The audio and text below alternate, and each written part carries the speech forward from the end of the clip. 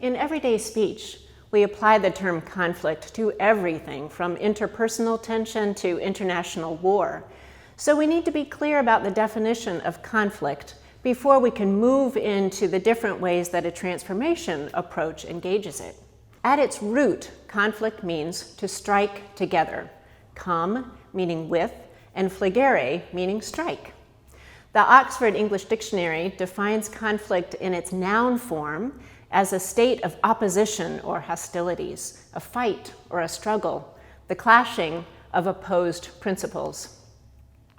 We might think of this a little bit more loosely in contrast to confluence, where elements flow together in a kind of smooth way.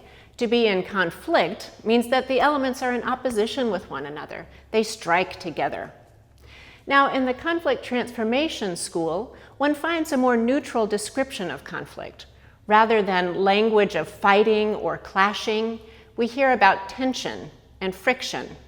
For example, Diana Francis, who's the former president of the International Fellowship of Reconciliation and chair of the Committee for Conflict Transformation Support, defines conflict as the friction caused by difference, proximity, and movement. Difference, proximity, and movement. Keep those things together in your head. David Anderson Hooker, a professor of peace building at Notre Dame's Kroc Institute for International Peace Studies, describes conflict as two ideas sharing space, two intentions sharing space. So you get a sense here for the shift that conflict transformation folks are making with the definition. They understand it in more neutral terms. And these more neutral descriptions are intentional. Conflict transformation insists that conflict is a natural and necessary aspect of existence in an ecosystem where everything is both related and changing.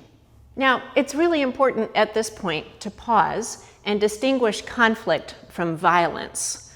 Although we tend to use these terms interchangeably, they are different, and that difference is really important. Violence is one response to conflict, but it's not the same thing as conflict. We know this because we experience relatively nonviolent conflict all the time.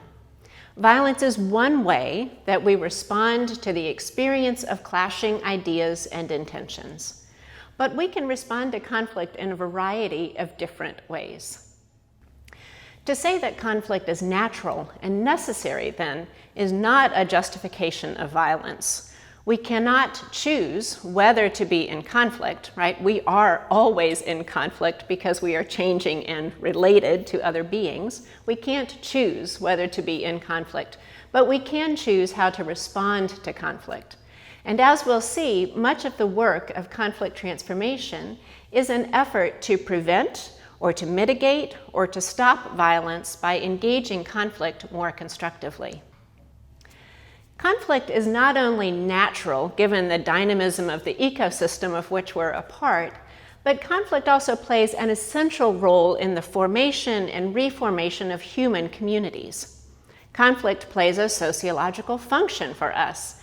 We may tend to focus on the ways that violent conflict redraws national boundaries or changes the demographics of a society or fuels the emergence of social groups. But again, not all forms of conflict are violent. Think of the way that legislative conflict reshapes the policies that govern people's lives and then prompts the formation of organizations for advocacy or resistance. Think of the way that nonviolent social movements utilize conflict to expose injustice, motivate negotiation, and force change. Every day, in small ways, conflict shapes human community. It affects the dynamics of friend groups, families, classrooms, work environments, and congregations. Conflict is a catalyst for change, and if approached constructively, it can be a catalyst for positive change.